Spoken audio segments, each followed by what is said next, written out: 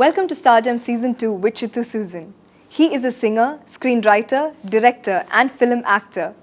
He is known for Tattathin Marayatha, Tira, Oru Vadakkan Selfie and so many other super hits in our Malayalam industry. Let's welcome Vineet Srinivasan. Welcome to Stardom, Vineet. Thank you. ഈ പറഞ്ഞ order singer, director, actor, screen writer, what is your order of preference? അങ്ങനെ ചോദിച്ചു കഴിഞ്ഞാൽ ഇതെല്ലാം എനിക്ക് ഇഷ്ടമുള്ള കാര്യം തന്നെയാണ്. ഇതിൽ ഞാൻ ഏറ്റവും കൂടുതൽ ആഗ്രഹിച്ച കാര്യവും ഏറ്റവും ഇഷ്ടത്തോടുകൂടി ചെയ്യുന്ന കാര്യവും ഫിലിം മേക്കിംഗ് ആണ്. അതിൽ എഴുത്തും ഡയറക്ഷനും എല്ലാം വരുമല്ലോ അതിൽ. അങ്ങനെയല്ല, ഫിലിം മേക്കിംഗ് ആണ് ഏറ്റവും എൻജോയ് ചെയ്യുന്നത്. അതിലാണ് നമ്മൾ സ്വപ്നം കാണുന്ന സിനിമ നമ്മൾ ചെയ്യുന്നത് അതിലാണ്. പാട്ടില് when you come to your voice എല്ലാവരും പറയുന്ന ഒരു റൊമാൻറ്റിക് വോയിസിലാണ് കൂടുതൽ ഷൂട്ട് ചെയ്യുന്നത്. അത്രയ്ക്ക് റൊമാൻറ്റിക് ആണോ? അത്രയ്ക്കൊന്നുമില്ല. അല്ല, അങ്ങനെ ആൾക്കാർക്ക് തോന്നുന്നുണ്ടെങ്കിൽ ഗോഡ്സ് ഗ്രേസ്. കുഞ്ഞു രാമായണം, വൈ കുഞ്ഞി? ഞങ്ങൾ ഈ സിനിമയുടെ ഡിസ്കഷൻ നടക്കുമ്പോൾ തൊട്ട് ഒരു തരത്തിൽ വേണമെങ്കിൽ കുഞ്ഞിരാമൻ്റെ കഥ എന്നുള്ള രീതിയിൽ കുഞ്ഞിരാമായണം എന്ന് പറയും. പക്ഷേ എനിക്ക് തോന്നിയിട്ടുള്ളത് ഒരു ഗ്രാമവും ആ ഗ്രാമത്തിലുള്ള കുറേ ക്യാരക്ടേഴ്സും ആ ക്യാരക്ടേഴ്സിൻ്റെ കുഞ്ഞു കുഞ്ഞു കാര്യങ്ങളും ആ ഗ്രാമത്തിൽ നടക്കുന്ന ആ ഗ്രാമത്തിലെ ആളുകൾക്ക് അത് വലിയൊരു കാര്യമാണ്. അവിടെയുള്ള ഓരോ ഇഷ്യൂവും വലിയ വലിയ കാര്യമാണ്. പക്ഷെ നമ്മളത് കാണുമ്പോൾ നമുക്കത് വളരെ സില്ലി ആയിട്ട് തോന്നും. അവരുടെ പ്രശ്നങ്ങളും അവർ പ്രോബ്ലംസ് ഉണ്ടാക്കുന്നത് കേട്ട് കഴിഞ്ഞാലൊക്കെ നമുക്കത് ഭയങ്കര ചെറുതായിട്ട് തോന്നും. അപ്പോൾ അവരത് ഭയങ്കര ഒരു എപ്പിക് നേച്ചറിലാണ് അതിനെ കാണുന്നത്. പക്ഷെ നമുക്കത് കുഞ്ഞു കുഞ്ഞു കാര്യങ്ങളായിട്ട് തോന്നും. അപ്പോൾ മൊത്തത്തിൽ നോക്കുമ്പോൾ കുഞ്ഞി രാമായണം എന്നുള്ള പേര് ആ സിനിമയ്ക്ക്. അങ്ങനെ ചോദിച്ചു കഴിഞ്ഞാൽ രാമായണത്തിൻ്റെ വേർഷൻ ഒന്നും അല്ല ഇത്, ആ രീതിയിലല്ല. ഇപ്പം ഇതിൻ്റെ ബിഗിനിങ്ങിലുള്ള ഒരു വോയിസ് ഓവറിൽ പറയുന്നുണ്ട് കുഞ്ഞി രാമായണം അഥവാ കുഞ്ഞിരാമൻ്റെ കഥ എന്ന് പറഞ്ഞിട്ടാണ് ഇത് സ്റ്റാർട്ട് ചെയ്യുന്നത്. പക്ഷെ ഞാനീ പറഞ്ഞ ഒരു ഫീലാണ് എനിക്ക് കിട്ടിയിട്ടുള്ളത്. കുറേ ക്യാരക്ടേഴ്സും ഒരു ഗ്രാമവും സാങ്കല്പികമായിട്ടുള്ള കുറേ കാര്യങ്ങളും ഒക്കെ ഉള്ള ഒരു മണ്ടന്മാരായിട്ടുള്ള കുറേ ആൾക്കാർ താമസിക്കുന്ന ഗ്രാമം. അപ്പോൾ ആ ട്രെയിലറിൽ ഈ വെളിയിൽ നിന്ന് ആൾക്കാർ വരുമ്പോൾ പറയുന്ന 3-4 കാര്യങ്ങളുണ്ട്, 3-4 ക്വസ്റ്റ്യൻസ് ദാറ്റ് യു ഫേസ്. അതായത് എപ്പോഴാ വന്നേ, എപ്പോഴാ പോകുന്നത്, അവിടെ തണുപ്പാണോ ചൂടാണോ, ഇതിൽ ഏറ്റവും വൃത്തിയുടെ ക്വസ്റ്റ്യൻ ഏതാണ്? ഇപ്പോൾ ഗൾഫിൽ നിന്നൊക്കെ പണ്ട് ആൾക്കാർ വരുന്ന സമയത്ത് ഫസ്റ്റ് നാട്ടിൽ വരുമ്പോൾ തന്നെ ചോദിക്കുന്ന കാര്യമാണ്, അതായത് എപ്പോഴാണ് തിരിച്ചു വന്നതെന്ന്. ഇത് ഗൾഫുകാരോട് മാത്രമല്ല. ഞാൻ പണ്ട് ചെന്നൈയിൽ പഠിക്കുന്ന സമയത്ത് ഞാൻ +1 പഠിക്കുമ്പോൾ എൻ്റെ അച്ഛനും അമ്മയൊക്കെ നാട്ടിലാണ്. അപ്പോൾ അച്ഛൻ പിന്നെ ഷൂട്ടിലായിരിക്കും എല്ലാ സമയത്തും. ഞാൻ +2 പഠിക്കുമ്പോഴാണ് അമ്മയും അനിയനും എല്ലാവരും ഷിഫ്റ്റ് ചെയ്ത് അങ്ങോട്ടേക്ക് വന്നത്. അപ്പം ഞാൻ +1 ജോയിൻ ചെയ്ത സമയത്ത് ഇടയ്ക്ക് നമ്മൾ ഓണപരീക്ഷയുടെ സമയത്തൊക്കെ വെക്കേഷന് നമ്മൾ നാട്ടിൽ വരുന്ന സമയത്ത് ആദ്യം കാണുമ്പോൾ ചോദിക്കുന്ന ചോദ്യം ഇതാണ്, എപ്പോഴാണ് തിരിച്ചു പോകുന്നത്?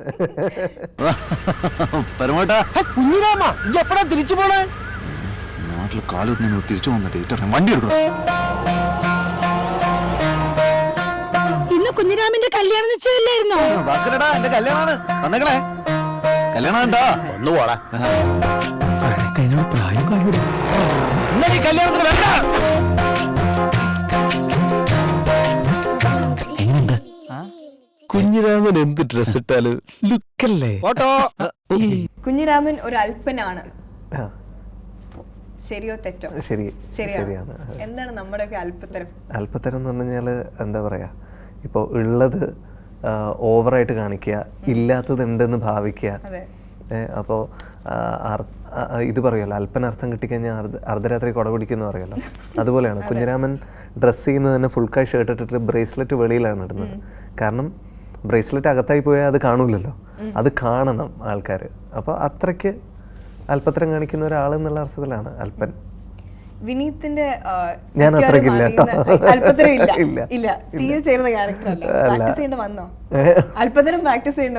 ചെയ്യാൻ ഭയങ്കര രസമാണല്ലോ. കാരണം നമ്മൾ പരിചയപ്പെട്ടിട്ടുള്ള ഓരോരോ ആൾക്കാരും നമ്മുടെ മൈൻഡിൽ കൂടെ ഇങ്ങനെ ഫ്ലാഷ് ചെയ്യുമല്ലോ. അപ്പോൾ അതിൽ ചില സാധനങ്ങളൊക്കെ ഞാൻ പിക്ക് ചെയ്തിട്ടുണ്ട്. ഞാൻ കണ്ടിട്ടുള്ള ചില ആൾക്കാരുടെ അടുത്ത് നിന്നൊക്കെ ഇപ്പോൾ ഇറങ്ങി വരുമ്പോൾ തന്നെ ഗ്ലാസ്സിൽ സ്റ്റിക്കറൊക്കെ ഉണ്ടാവും. അത് അതേപോലെ തന്നെ നമ്മൾ മെയിൻറ്റെയിൻ ചെയ്തിട്ടുണ്ട്. ഈ ഇത് എഴുതി വെക്കൂലേ, പ്രൈസ് ടാഗ് പ്രൈസ് എഴുതി വെക്കുന്ന സ്റ്റിക്കറൊക്കെ ഇങ്ങനെ ഗ്ലാസ്സിലുണ്ടാവില്ലേ, വാങ്ങിച്ചു കഴിഞ്ഞാൽ ഗ്ലാസ്സിൽ, അതൊക്കെ ഇട്ടിട്ട് തന്നെയാണ് പുള്ളി നടക്കുന്നത്. അപ്പൊ ഗോൾഡ് കളർ വാച്ച്, എല്ലാം ഉണ്ട്, ഈ പറഞ്ഞ സാധനങ്ങളെല്ലാം ഉണ്ട്, ഓൾ ദ ക്ലീഷേസ്. വിനീതിന്റെ അറിയാവുന്ന ആൾക്കാർ, ഒട്ടുമിക്ക അറിയുന്ന ആൾക്കാരും 2 കാര്യങ്ങളാണ് ഈ ട്രെയിലർ കണ്ടിട്ട് ശരിക്കും പറഞ്ഞാൽ ഞെട്ടിയത്. ആദ്യത്തേത് വിനീത് ഡാൻസ് കളിക്കുന്നു. എത്രത്തോട്ടാ ഡാൻസ് പഠിച്ചേ? ഞാൻ ക്ലാസിക്കലായിട്ട് പഠിച്ചിട്ടില്ല. എന്താ പറയാ, സ്വന്തം കൊറിയോഗ്രാഫി കളിച്ച പോലെയാണ് ആ ട്രെയിലർ കണ്ടത്. അല്ലല്ല, എന്താന്ന് വെച്ച് കഴിഞ്ഞാൽ ഇതിപ്പോ അത് തന്നെ വൃത്തിക്ക് കളിക്കാൻ പറഞ്ഞു കഴിഞ്ഞാൽ എനിക്ക് ചെയ്യാൻ പറ്റില്ല. വൃത്തികേടാക്കി ചെയ്യാൻ പറഞ്ഞു കഴിഞ്ഞാൽ ഞാൻ നാച്ചുറലായിട്ട് ചെയ്താൽ മതി, അത് വൃത്തികേടായിക്കോളും. അതെ, അത് നാച്ചുറലായിട്ട് ചെയ്താൽ. അതെ. ദിവ്യ എന്ന് പറഞ്ഞത് കണ്ടിട്ട്, ഡാൻസ് കണ്ടിട്ട് അവക്ക് എൻ്റെ ആ വിഗും എൻ്റെ ആ മീശയും കാണുമ്പോൾ തന്നെ ഓന്ന് പറയും ദിവ്യ.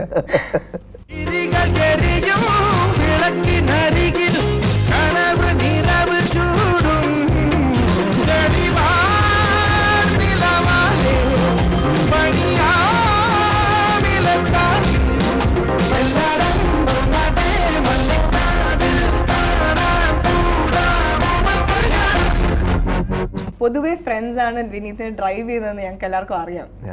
പക്ഷെ ഇതിനകത്ത് ഒരു സ്കൂട്ടർ സീൻ ഉണ്ടായിരുന്നു. എത്ര പ്രാവശ്യം എടുത്തത്?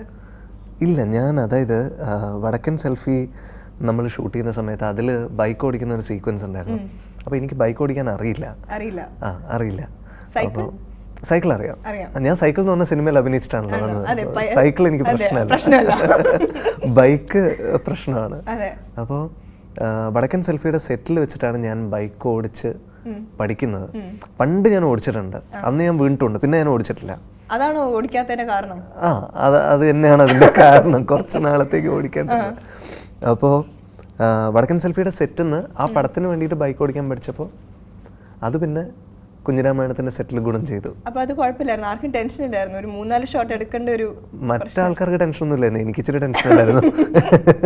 ശ്രീനിവാസൻ ബ്രദേഴ്സ് ആക്ച്വലി ആദ്യമായിട്ട് സ്ക്രീനിൽ വരുന്നത് കുഞ്ഞിരാമായണം. KDN കമ്പനി എന്നൊക്കെ പറയുന്ന ശ്രീനിവാസൻ ശ്രീനിവാസൻ ബ്രദേഴ്സ് മലയാളത്തില് എങ്ങനെയുണ്ടായിരുന്നു ആ എക്സ്പീരിയൻസ്? അടിയായിരുന്നോ? ഇല്ലില്ല, ഇതില് നമ്മളെല്ലാവരും അങ്ങോട്ടും ഇങ്ങോട്ടും അറിയുന്ന ആൾക്കാരായിരുന്നു. ഇപ്പൊ ധ്യാന്, നീരജ്, ദീപക്, അജു, ബേസിൽ എല്ലാവരും വർക്ക് ചെയ്യുന്നതും ഞങ്ങൾ ഒരുമിച്ച് വർക്ക് ചെയ്തിട്ടുണ്ട്. ഞങ്ങൾ തമ്മിൽ ഒരുപാട് നാളത്തെ പരിചയമുണ്ട്. ധ്യാനും ഞാനും പിന്നെ ഞങ്ങൾ തിരയിൽ വർക്ക് ചെയ്തതുകൊണ്ട് ഞങ്ങൾക്കൊരു ഒരുമിച്ചൊരു വർക്ക് കെമിസ്ട്രി ഉണ്ട്. അപ്പോൾ എല്ലാവരും ഭയങ്കര തമാശ ഇഷ്ടമുള്ള ആൾക്കാരാണ്, എല്ലാവരും ഭയങ്കര ഭക്ഷണവും ഇഷ്ടമുള്ള ആൾക്കാരാണ്. അപ്പോൾ ഈ തമാശയും ഭക്ഷണമാണ് ഞങ്ങളെ യുണൈറ്റ് ചെയ്യുന്ന 2 കാര്യങ്ങൾ. അപ്പോൾ സെറ്റ് ഭയങ്കര അടിപൊളിയായിരുന്നു. അതുകൊണ്ട് 3 നേരം ഭക്ഷണമുള്ളോ 4 നേരം 6 നേരം എങ്ങനെയാണ്? അല്ല, അത് വരുന്നതിനനുസരിച്ച്. ഓക്കെ, അപ്പം നോ പ്രൊട്ടക്റ്റീവ് ഇത്, അതായത് ധ്യാന് അഭിനയിക്കുമ്പം ഇങ്ങനെ ഒന്ന് ചെയ്തിരുന്നത് നല്ലായിരുന്നു? അങ്ങനെയൊന്നുമില്ല. ധ്യാനുമായിട്ടുള്ള കോമ്പിനേഷൻസും എനിക്ക് കുറവായിരുന്നു. ഇപ്പൊ ചില സമയത്ത് നമ്മൾ ഒരുമിച്ച് അഭിനയിക്കുന്ന സമയത്ത് എനിക്ക് കൂടുതൽ കോമ്പിനേഷൻ ഉണ്ടായിരുന്നത് നീരജുമായിട്ടും ദീപകുമായിട്ടുമായിരുന്നു. അപ്പോൾ അവരിങ്ങനെ ചെയ്യുമ്പോൾ, ഇപ്പോൾ ദീപക് ഇങ്ങനെ ചെയ്യുമ്പോൾ ഞാൻ ഇങ്ങനെ ചെയ്യാം, അല്ലെങ്കിൽ നീരജ് ഇങ്ങനെ ചെയ്യുമ്പോൾ ഞാൻ ഇങ്ങനെ റിയാക്ട് ചെയ്യാന്ന് പറഞ്ഞിട്ട് ഞങ്ങൾ തമ്മിൽ പ്ലാൻ ചെയ്യും. ധ്യാനുമായിട്ട് എനിക്ക് അത്ര കോമ്പിനേഷൻ ഇല്ലായിരുന്നു. ഒരു സീൻ ഉണ്ടായിരുന്നു, ആ ഒരു സീനിൽ ഞങ്ങൾ പ്ലാൻ ചെയ്തു. ആ സീനിൽ ഞങ്ങൾ അങ്ങോട്ടും ഇങ്ങോട്ടും ഞാൻ ഇന്നത് പറയും, അപ്പോൾ ഈ രീതിയിൽ എന്നൊക്കെ പറഞ്ഞിട്ട് ഞങ്ങൾ അങ്ങോട്ടും ഇങ്ങോട്ടും ഒന്ന് ഇംപ്രവൈസ് ചെയ്തു റിഹേഴ്സലിൻ്റെ ടൈമിൽ. ഇപ്പോൾ സിനിമയിൽ വന്നതിന് ശേഷം ഞങ്ങളുടെ ഫ്രണ്ട് സർക്കിൾ അങ്ങ് മേജ് ആയിട്ടുണ്ട്. സ്കൂളിൽ പഠിക്കുന്ന സമയത്തും കോളേജ് പഠിക്കുന്ന സമയത്തും അങ്ങനെ ആയിരുന്നില്ല. ധ്യാൻ്റെ ഫ്രണ്ട്സ് എന്ന് പറയുന്നത് ധ്യാൻ്റെ ഫ്രണ്ട്സാണ്, എൻ്റെ ഫ്രണ്ട്സ് എൻ്റെ ഫ്രണ്ട്സാണ്. ഇപ്പോൾ അജുവും ധ്യാനും ഭയങ്കര ക്ലോസ് ആണ്, നീരജും ധ്യാനും ഭയങ്കര ക്ലോസ് ആണ്, ഞാൻ ഇവരുമായിട്ട് ക്ലോസ് ആണ്. ദീപക്കും ധ്യാനും ഭയങ്കര ഫ്രണ്ട്സാണ്, ഞാനും ദീപക്കും ഭയങ്കര ഫ്രണ്ട്സാണ്. അപ്പോൾ ഒരു സർക്കിളിൽ നമ്മൾ ഉള്ളപ്പോൾ നമ്മളെല്ലാവരും അങ്ങോട്ടും ഇങ്ങോട്ടും ഫ്രണ്ട്സാണ്. ബട്ട് മോർ ദാൻ ദാറ്റ് എനിക്ക് തോന്നുന്നു കുഞ്ഞിരാമായണം വാസ് ഷോട്ട് ഇൻ ഒരു അങ്ങാടി സെറ്റപ്പ് ആണല്ലോ. അതെന്ന് പറയുന്നത് ശരിക്കും മലർവാടിയും അങ്ങനെ ഒരു രീതി ആയിരുന്നു. അപ്പോൾ ഒരു പഴയ ആദ്യം തുടങ്ങി വെച്ച നാളുകളുടെ ഒരു ഓർമ്മ എനിക്ക് അത് എനിക്ക് ഭയങ്കര ഇഷ്ടമാണ് ആ ഏരിയയിലേക്ക് പോകുന്നത്. ഈ വടക്കാഞ്ചേരി, ഷൊർണൂർ, പാലക്കാട്, ഈ പല്ലശ്ശേന, പല്ലാവൂർ, കൊടുവായൂർ, ആ ഏരിയ ഉണ്ടല്ലോ, ആ കേരളത്തിൻ്റെ ആ ഒരു ഏരിയ എനിക്ക് ഭയങ്കര ഇഷ്ടമാണ്. നാട്ടിൻപ്രദേശം. നമ്മൾ ശരിക്കും പാലക്കാട് പോയി കഴിഞ്ഞാലാണ് നമ്മൾ ഈ എന്താ പറയുക, നമ്മുടെ സങ്കല്പത്തിലുള്ള കേരളം കാണുന്നത് പാലക്കാട്ടാണ്. ഒരു മൊബൈൽ റീചാർജ് ചെയ്യുന്ന കട പോലും ഇല്ലാത്ത ഒരുപാട് സ്ഥലങ്ങൾ നമുക്ക് കാണാൻ പറ്റും. ടെക്നോളജി വേണമെങ്കിൽ ഒരു ബിൽഡിങ്ങിന്റെ മണ്ടയിലൊക്കെ കയറി നിൽക്കേണ്ടി വരുമായിരിക്കും. ടെക്നോളജി വന്ന് എന്താ പറയുക, ഭയങ്കരമായിട്ട് ലൈഫിലേക്ക് ഇൻട്രൂഡ് ചെയ്യാത്ത ഒരുപാട് സ്ഥലങ്ങൾ നമുക്ക് ഫീൽ ചെയ്യും ആ ഭാഗത്തേക്ക് പോയി കഴിഞ്ഞാൽ. ആ ഒരു രീതിയിൽ വിനീത് അത് ഒരു സിറ്റി പ്രിഫർ ചെയ്യാത്ത ഒരാളാണോ? ഞാൻ ചെന്നൈയിലാണ് താമസിക്കുന്നത്. ഞാൻ സിറ്റിയിൽ ജീവിച്ചുകൊണ്ടിരിക്കുന്ന ആളാണ്.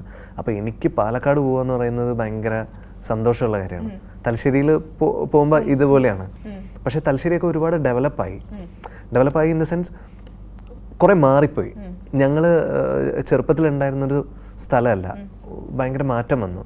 പക്ഷേ പാലക്കാടൊക്കെ നമ്മളൊരു എന്താ പറയുക, ഞാൻ മലർവാടി ചെയ്യുന്ന സമയത്ത് കാണുന്ന സ്ഥലങ്ങളൊക്കെ അതുപോലൊക്കെ തന്നെ ഇപ്പോഴും ഇരിപ്പുണ്ട്. അപ്പോൾ ഒരു ഉള്ളിൽ നമുക്കൊരു സന്തോഷമാണ്.